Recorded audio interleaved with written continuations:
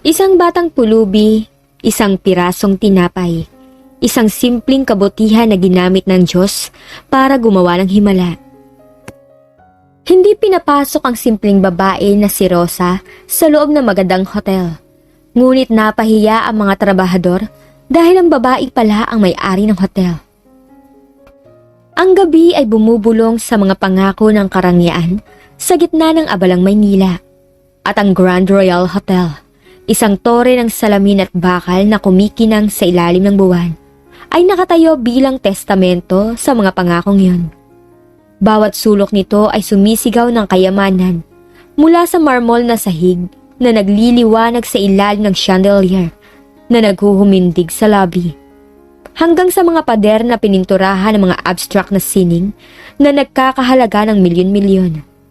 Dito, ang bawat galaw ay may kapangyarihan, bawat ngiti ay may halaga. Ngunit sa gilid ng malawak na pasukan, kung saan ang isang Porsche at isang Ferrari ay halos magkasalo sa loob ng isang pulgada ng kanilang buhay. Isang aninong gumapang, nag-aalinlangan. Si Rosa. Ang kanyang suot ay hindi sumisigaw ng kayamanan.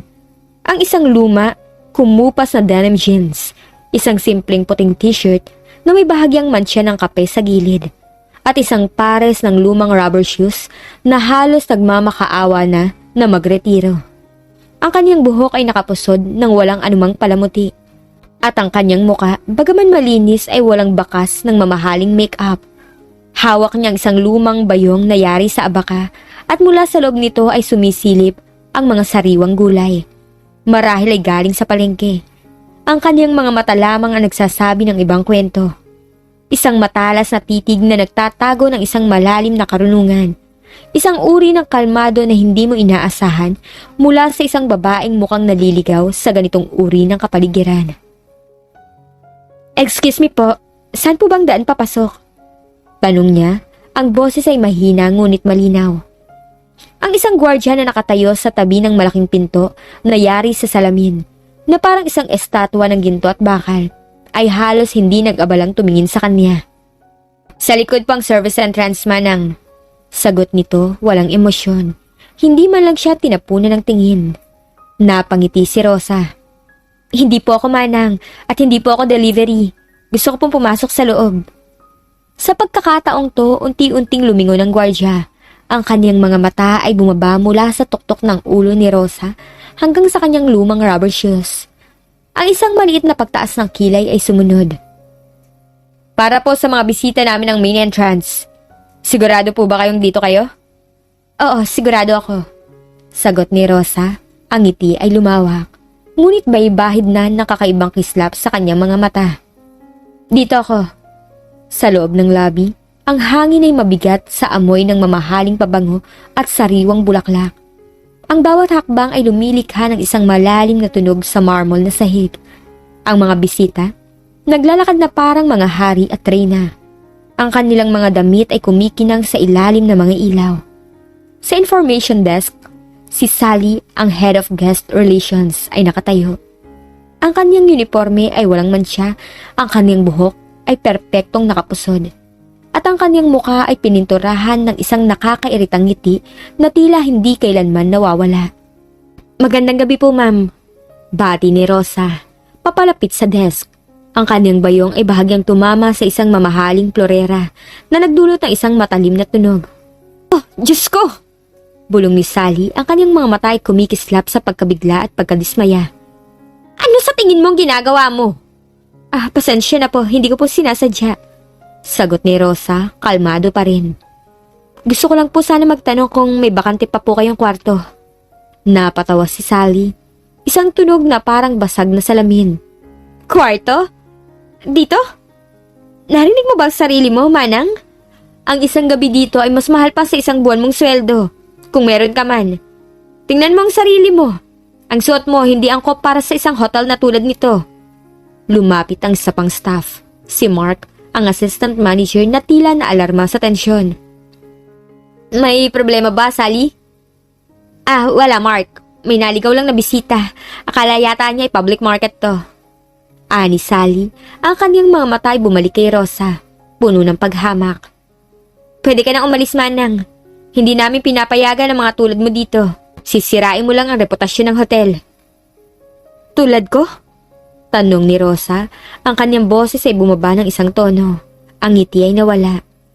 Ang kanyang mga mata ay parang dalawang itim na perlas na nagbabanta na magningning.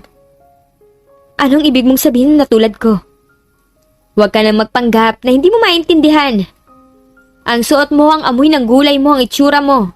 Sabi ni Sally, tumalikod at tila nagsisipilyo ng mga kuko. Hindi ka nabibilang dito.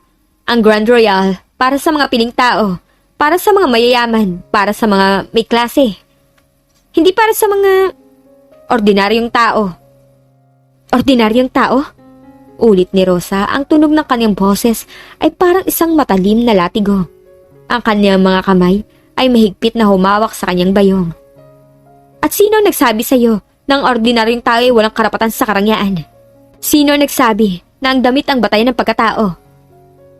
Hindi. Hindi ito tungkol sa pagkatao, Manang. Ito ay tungkol sa imahe. Ito ay tungkol sa klase. At ikaw, wala ka niyan. Giit ni Sally, tumatawa ng malakas. Ang ilang bisita ay lumingon, nagtataka sa eksena. Baka gusto mo lang ng libreng aircon. May mga mall sa kabilang kalsada. Mas bagay ka doon. Napakagatlabi si Rosa. Ang kanyang mga mata ay kumikislap sa galit. Ngunit pinipilit niya itong pigilan.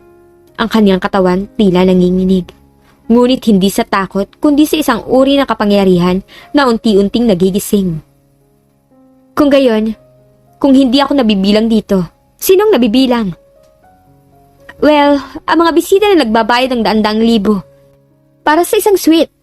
Ang mga taong may mga kotse na mas mahal pa sa buong barangay mo. Ang mga taong may koneksyon, may kapangyarihan. Sagot ni Sally, nakangisi. Ikaw, wala ka niyan. Kaya umalis ka na bago pa ako tumawag ng security. Security? Bulong ni Rosa. Sige, tawagan mo. Gusto kong makita kung anong gagawin nila. Nag-aalangan si Mark, ang assistant manager. Sally, baka naman. Huwag ka makialam, Mark. Ginagawa ko lang ang trabaho ko. Pinoprotektahan ko ang imahe ng hotel.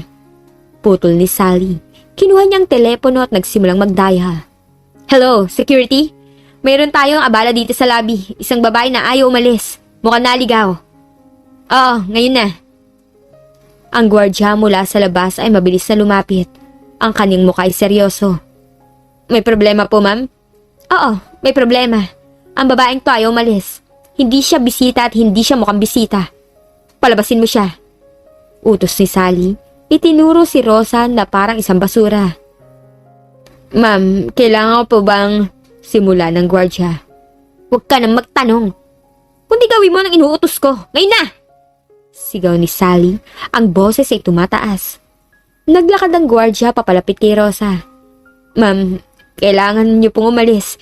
Hindi po kayo pwedeng manatili dito. Tumingin si Rosa sa gwardya, ang kanyang mga mata ay puno ng lungkot. Kahit anong pilit mo, hindi ako aalis. Hindi ako aalis hanggat hindi ako nakakapasok. Kung hindi ka aalis sa sarili mong kagustuhan, pipilitin ka namin. Sabi ng gwardya at humakbang papalapit. Subukan mo. Hamon ni Rosa, ang kanyang boses ay malalim at puno ng otoridad na hindi inaasahan. Sa sandaling yun, isang matandang lalaki na nakasuot ng mamahaling barong Tagalog ang lumabas mula sa isang elevator. Siya si Ginoong de la Cruz, ang respetadong matandang abogado ng Grand Royal, na may mahabang serbisyo sa pamilyang nagmamay-ari ng hotel. Ang kanyang mga mata ay matalas at ang kanyang presensya ay nagdulot ng isang uri ng katahimikan sa lobby. Ano ang nangyayari dito? Tanong ni Ginoong de la Cruz. Ang kanyang boses ay mahina, ngunit may matinding kapangyarihan. Ginoong de la Cruz, magandang gabi po. Bati ni Sally, mabilis na lumapit. Ang kanyang mukha ay nagbago mula sa pagiging arrogante patungo sa pagiging magalang. Pasensya na po sa abala. Mayroon lang po kaming problema sa isang babae na ayaw umalis. Hindi po siya bisita at hindi po siya angkop para sa hotel. Lumapit si Ginoong de la Cruz at sa kanyang paglapit, tila ang mundo'y huminto. Ang kanyang mga mata ay bumaling kay Rosa at sa loob ng isang sandali, ang kanyang matigas na mukha ay lumambot. Ang kanyang mga mata ay kumikislap sa pagkilala. Rosa? Bulong ni Ginoong de la Cruz. Ang kanyang boses ay puno ng pagkabigla at paggalang. Magandang gabi po, Ginoong de la Cruz. Sagot ni Rosa, ang kanyang ngiti ay bumalik. Ngunit sa pagkakataong ito ay isang ngiti ng tagumpay. Mukhang may problema ako sa pagpasok sa sarili kong hotel. Ang mga salitang yun ay bumagsak sa labi na parang isang bomba. Ang katahimikan ay naging bingi. Ang mga mata ni Sally ay lumaki. Ang kanyang bibig ay bahagyang nakabukas. Ang gwardya ay nanigas sa kanyang kinatatayuan. Si Mark, tila nawalan ng kulay. Sarili mong hotel? Bulong ni Sally, ang kanyang boses ay halos hindi marinig. Hindi. Imposible. Imposible? Tanong ni Rosa, ang kanyang mga mata ay matalim na tumitig kay Sally. Sino nagsabi na imposible? Ginoong de la Cruz, anong ibig sabihin nito? Tanong ni Sally, ang kanyang boses ay nanginginig. Lumapit si Ginoong de la Cruz kay Rosa at yumuko ng bahagya. Isang kilo sa puno ng paggalang. Binibining Rosa, ikinalulungkot ko po ng labis ang nangyari. Hindi ko po inakala na mangyayari ito. Ang mga staff po ay hindi po alam ang... Hindi alam? Putol ni Rosa, ang kanyang boses ay malamig. Hindi alam na ang hotel na to ay pag-aari ng isang ordinaryong tao? Hindi alam na ang may-ari ng Grand Royal ay hindi isang taong nakasuot ng mamahaling damit, kundi isang taong naniniwala sa halaga ng bawat isa, ano man ang kanilang itsura? Ang bawat salita ay parang isang suntok sa mukha ni Sally. Ang kanyang mukha ay namumula at ang kanyang kamay ay nanginginig. Sally, Mark, at kayong lahat ng naririto, sabi ni Ginoong de la Cruz. Ang kanyang boses ay malakas at malinaw. Kilalanin niyo si Binibining Rosa Santiago. Siya ang bagong may-ari ng Grand Royal Hotel. Ang anak ng yumaong Ginoong Roberto Santiago, na nagbigay sa kanya ng buong pamamahala sa lahat ng kanyang ari-arian. Siya ang magpapatuloy ng kanyang pamana. Isang bulungan ang kumalat sa labi. Ang mga bisita ay nagtataka. Ang mga staff namumutla. Ngunit, Binibining Rosa, paano po? Tanong ni Sally, na ang kanyang boses ay halos isang hikbi. Ang iyong suot, ang aking suot? Putol ni Rosa, ang kanyang mga mata ay matalas at tumitig kay Sally. Ang aking suot, hindi nagtatakda ng aking halaga. Ang aking suot, hindi nagtatakda ng aking kapangyarihan. Ang aking suot, hindi nagtatakda ng aking pagkatao. Ang bawat isa sa atin may halaga, ano man ang itsura natin. Yun ang aral na itinuro sa akin ng aking ama. At yun ang aral na pinapatupad ko sa hotel na to. Ang kanyang mga mata ay bumaling sa mga staff na nakatayo, nanginginig sa takot. Ang hotel na to ay hindi lamang para sa mayayaman at may klase. Ito ay para sa lahat ng gustong makaranas ng tunay na serbisyo, ng tunay na paggalang.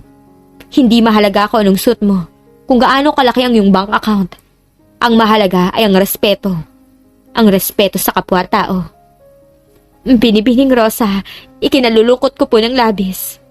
Sabi ni Sally, ang kanyang boses ay halos hindi marinig. Ang kanyang mga mata ay puno ng pagluha. Hindi ko po sinasadya, akala ko po. Akala mo, ano? Ang paghusga sa isang taong batay sa kanilang itsura? Isang malaking pagkakamali, Sally. At yan ay isang pagkakamali na hindi ko palalampasin. Sabi ni Rosa, ang kanyang boses ay malamig. Ginoong de la Cruz, gusto kong magkaroon ng pulong ang lahat ng staff bukas ng umaga. Gusto kong ipaliwanag ang aking pananaw sa kung paano patatakbuhin ang hotel na to. Masusunod po, Binibining Rosa. Sagot ni Ginoong de la Cruz. At tungkol sa iyo, Sally. Sabi ni Rosa, ang kanyang mga mata ay matalim. Sa tingin ko, kailangan mong magpahinga. Marahil, kailangan mong pag-isipan ng iyong mga kilos. Hindi ka na kailangan sa Grand Royal simula ngayon. Ano po? Bulong ni Sally, ang kanyang mukha ay namumutla. Hindi po, Binibining Rosa, pakiusap po. Ito po ang aking trabaho. Ang trabaho mo ay magbigay ng serbisyo ng may paggalang, hindi ang manghusga at manghamak. Putol ni Rosa. Ang Grand Royal, hindi isang lugar para sa mga taong may ganitong pag-iisip.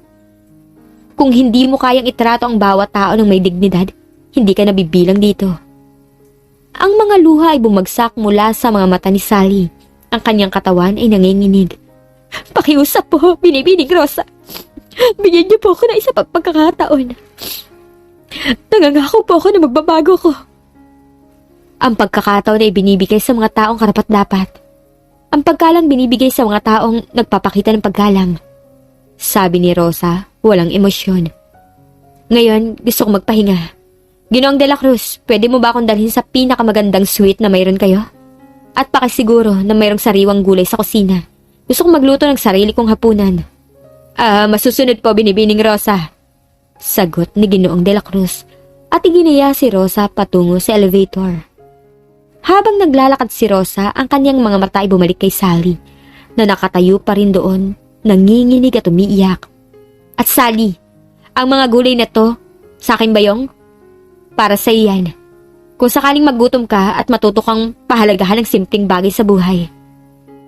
Ang elevator ay dahan-dahang umakyat at habang lumalayo si Rosa, ang kanyang mga mata ay tila nagtatago ng isang malalim na pag-asa. Ang Grand Royal ay magbabago.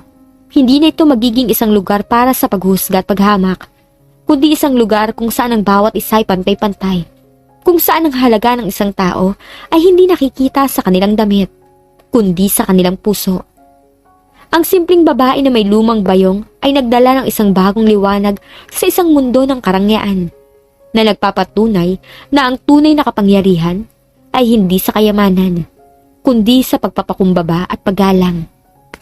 Kinabukasan ng umaga, ang Grand Royal ay nagising sa isang bagong araw. Ngunit may kakaibang pakiramdam sa hangin. Ang lahat ng staff ay nagtipon sa Grand Ballroom. Ang bawat isa ay may kaba sa dibdib. Si Sally ay wala doon. Ang kanyang posisyon sa information desk ay bakante. Isang tahimik na paalala ng nangyari. Sa entablado nakatayo si Rosa. Hindi na nakasuot ng kumukupa sa damit, kundi isang simpleng puting blusa at itim na pantalon, na mas formal ngunit nananatiling simple. Ang kanyang buhok ay nakapusod pa rin, at ang kanyang mga mata ay matalim, ngunit mayroon na ngayong init. Sa tabi niya, si Ginoong De La Cruz ay nakatayo. Ang kanyang mukha ay seryoso. Magandang umaga sa inyong lahat. Simula ni Rosa, ang kanyang boses ay malinaw at malakas na pumupuno sa buong silid. Marahil narinig na niyo ang nangyari kagabi at marahil mayroon kayong mga tanong. Isang bulungan ang kumalat sa silid. Ang mga mata ng staff ay nakatuon kay Rosa, puno ng pagtataka at takot. Gusto kong linawin ang ilang bagay. Patuloy ni Rosa. Ako si Rosa Santiago at ako ang bagong may-ari ng Grand Royal Hotel. Hindi ako naniniwala sa paghusga sa isang tao batay sa kanilang itsura, sa kanilang suot, o sa kanilang katayuan sa buhay. Naniniwala ako na ang bawat tayo may dignidad at karapat-dapat sa respeto. Ang hotel na to ay tinatag ng aking ama, si Roberto Santiago, na may pananaw na magiging isang lugar ng karangyaan at serbisyo. Ngunit higit sa lahat, gusto niya na ito ay maging isang lugar kung saan ang bawat bisita ay pakiramdam na pinapahalagahan, anuman ang kanilang pinagmulan. Sa kasamang palad, sa nakalipas na mga taon, tila nawala ang pananaw na yon. Ang mga staff ay nagtinginan, ang ilan ay yumuko. Kagabi, naranasan ko mismo ang paghuhusga at paghamak sa loob ng aking sariling hotel. At yan ay isang bagay na hindi ko kailanman palalampasin. Sabi ni Rosa, ang kanyang boses ay naging mas matalim. Hindi ko pinapayagan ang anumang uri ng diskriminasyon dito. Kung mayroon man sa inyo na naniniwala na ang isang tao ay mas mababa kaysa sa iba dahil sa kanilang itsura o yaman. Kung gayon, ang hotel na ito hindi para sa inyo. Isang staff ang nagtaas ng kamay, nanginginig. Binibining Rosa, ano po ang mangyayari kay Sally? Si Sally, binigyan ng pagkakataong pag-isipan ang kanyang mga kilos. Sa ngayon, hindi na siya bahagi ng team ng Grand Royal. Sagot ni Rosa. Hindi to parusa, kundi isang pagkakataon para sa kanya na matuto at magbago. Ang bawat isa sa atin ay may kakayanang magbago, basta't handa tayong matuto sa mga pagkakamali natin. Ngayon, pag-usapan natin ang hinaharap. Patuloy ni Rosa, ang kanyang boses ay lumambot. Gusto kong bumalik ang Grand Royal sa kanyang original na misyon. Gusto kong maging isang lugar ito kung saan ang bawat bisita ay nakakaramdam ng init ng pagtanggap. ng tunay na serbisyo, hindi lang basta serbisyo, kundi serbisyo na may puso. Simula ngayon, magkakaroon tayo ng mga bagong patakaran. Una, ang bawat bisita dapat tratuhin ng may pinakamataas na paggalang. Ano man ang kanilang itsura o katayuan sa buhay. Walang paghusga, walang diskriminasyon.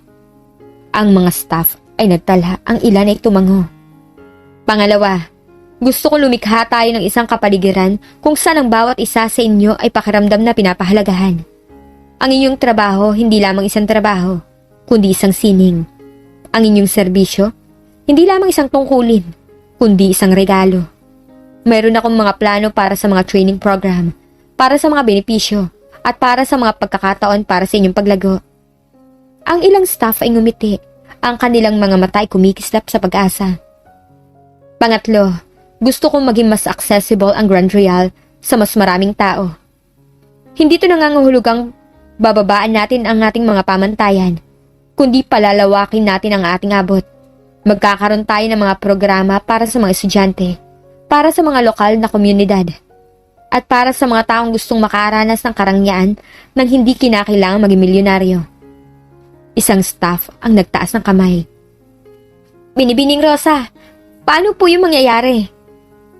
Mayroon tayong mga ideya. Halimbawa, magkakaroon tayo ng community day, kung saan ang mga lokal na residente ay pwedeng pumasok at mag-enjoy sa aming mga pasilidad sa loob ng ilang oras. Magkakaroon din tayo ng mga scholarship program para sa mga estudyanteng gustong magtrabaho sa hospitality industry. Gusto kong maging inspirasyon ng hotel na to, hindi lang isang simbolo ng kayamanan. Ang silid ay napuno ng bulungan ng paghanga. Ang mukha ni Mark, ang assistant manager, ay lumiwanag. At sa huli, sabi ni Rosa, ang kanyang mga mata ay bumalik sa bawat isa sa kanila. Gusto kong maging isang pamilya tayo.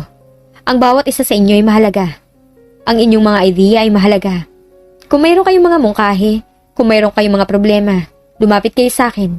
Ang aking pinto ay laging bukas. Ngayon, mayroon ba kayong mga tanong? Tanong ni Rosa. Isang staff ang nagtaas ng kamay. Binibining Rosa, paano po namin kayo tatawagin? Ma'am, Binibini? Napangiti si Rosa. Isang tunay na ngiti na umabot sa kanyang mga mata. Tawagin niyo lang akong Rosa. Lahat tayo pantay-pantay dito. At tandaan niyo, ang tunay na halaga ng isang hotel, hindi sa kanyang mga pader na ginto, kundi sa mga puso ng mga taong nagtatrabaho dito. Ang mga staff ay nagpalakpakan, isang tunog na nagpuno sa Grand Ballroom. Ang palakpakan ay hindi lamang para sa bagong may-ari, kundi para sa bagong pag-asa, para sa bagong pananaw. Ang Grand Royal Hotel ay hindi na magiging isang lugar ng paghusga, kundi isang lugar ng pagtanggap, ng paggalang at ng inspirasyon. At ang lahat ng yon ay nagsimula sa isang simpleng babae na may lumang bayong at isang pusong puno ng tunay na kapangyarihan. Ang huling bahagi ng araw ay ginugol ni Rosa sa paglibot sa hotel, kasama si Ginoong de la Cruz at Mark. Ang bawat sulok, bawat silid, bawat pasilidad ay sinuri niya ng mabuti. Ang kanyang mga mata ay matalas at ang kanyang mga tanong ay direkta. Hindi siya nagpatumpik-tumpik. Ang mga chandelier na to, Ginoong de la Cruz, napakaganda. Pero sa tingin ko masyadong marami ang ginto. Puna niya habang naglalakad sila sa isa sa mga function room. Gusto kong makita mga disenyo na mas simple, mas malinis. Ang karangyaan, hindi nangangahulugang kalabisan.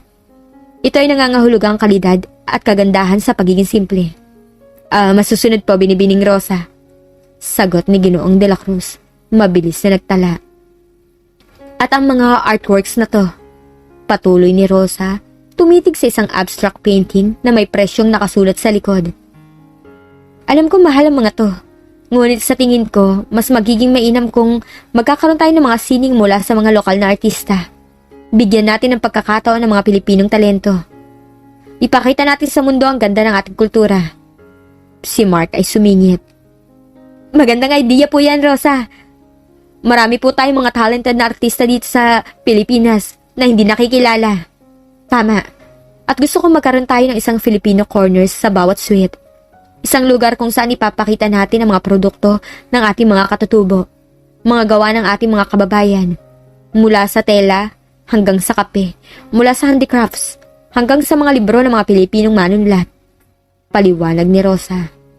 Gusto kong maramdaman ng bawat bisita ang tunay na diwa ng Pilipinas, hindi lang ang karangyaan ng hotel. Napakahusay po ng idea niyo, Rosa, sabi ni Ginoong de la Cruz. Ang kanyang mukha ay lumiwanag. Hindi ko po inakala na magiging ganito ka kabilis mag-isip sa mga pagbabago. Ang mga pagbabago, kinakailangan, Ginoong de la Cruz. Ang mundo'y nagbabago, ang mga tao nagbabago. At ang Grand Royal, kailangan din magbago. Sagot ni Rosa, tumigil sa harap ng isang malaking bintana, nagpapakita ng tanawin ng Maynila. Hindi na sapat ang maging isang mamahaling hotel. Kailangan natin maging isang hotel na may puso, na may kaluluwa. Sa mga sumunod na linggo at buwan, ang Grand Royal Hotel ay dumaan sa malaking pagbabago. Ang mga lumang patakaran ay binago. Ang mga staff, sumailalim sa mga bagong training na nakatuon sa empathy, paggalang at tunay na serbisyo. Ang mga bagong programa ay inilunsad tulad ng Grand Royal Gives Back, na nagbibigay ng libreng training sa hospitality sa mga kabataang walang sapat na pondo. At ang Art in the Lobby, na nagtatampok ng mga gawa ng mga lokal na artista. Si Rosa ay laging naroon, naglalakad sa lobby na may ngiti, kinakausap ang mga staff at mga bisita. Minsan makikita mo pa rin siyang nakasuot ng isang simpleng damit, hawak ang kanyang lumang bayong. Ngunit walang sino man ang nangahas na husgahan siya. Sa halip, ang kanyang presensya ay nagdudulot ng isang uri ng kapayapaan at paggalang. Isang araw habang naglalakad siya sa lobby, nakita niya isang matandang babae na nakaupo sa isang sofa. Nakasuot ng simpleng barot-saya at tila nag-aalinlangan. Lumapit si Rosa. Magandang umaga po, Manang. Bati ni Rosa, ang kanyang boses ay malumanay. May maitutulong po ba ako sa inyo? Magandang umaga, Binibini. Sagot ng matandang babae, ang kanyang mga mata ay puno ng pagtataka. Naligaw lang po yata ako. Hinahanap ko po ang anak ko na nagtatrabaho dito. Nasaan po ang anak nyo? Tanong ni Rosa. Siya po si Mang Tonyo, ang porter. Hindi po ako sanay sa ganito karangyang lugar eh. Kaya medyo nahihiya po ako. Sabi ng matandang babae, yumuko. Walang dapat ay kahiya, Manang. Ang hotel na to para sa lahat. Ang anak niyo po, isa sa aming pinakamahusay na staff. Ipagmalaki niyo po siya. Sabi ni Rosa at tinawag ang isang staff. Pwede niyo po bang tawagin si Mang Tonyo? May bisita po siya. Lumabas si Mang Tonyo mula sa likod at nang makita niya ang kanyang ina, ang kanyang mukha ay lumiwanag. Tumakbo siya papalapit at niyakap ang kanyang ina. Inay! Bakit po kayo nandito? Hindi po sana kayo nag-abala. Gusto ko lang kayong makita, anak. Sagot ng ina, ang kanyang mga mata ay puno ng luha. Mang Tonyo, hayaan niyo po ang inyong ina na magpahinga sa isa sa aming mga lunch. At bigyan niyo po siya ng libreng kape at merienda. Ang kanyang pagbisita ay isang karangalan. Sabi ni Rosa. Maraming salamat po, Binibining Rosa. Sabi ni Mang Tonyo, ang kanyang boses ay puno ng pasasalamat. Habang naglalakad si Rosa palayo, narinig niya ang bulungan ng mga bisita staff. Siya ang may-ari. Napakasimple at napakabait. Oo, siya. At dahil sa kanyang Grand Royal, naging isang mas magandang lugar. Ang Grand Royal Hotel ay hindi na lamang isang simbolo ng kayamanan at karangyaan. Ito ay naging isang simbolo ng pag-asa, ng pagbabago, at ng pagpapatunay na ang tunay na kapangyarihan ay hindi nakikita sa panlabas na anyo, kundi sa puso at sa kakayahang magmahal at magbigay ng respeto sa bawat isa. At ang lahat ng iyon ay nagsimula sa isang simpleng babae na may lumang bayong na naglakas loob na hamunin ang pamantayan ng mundo.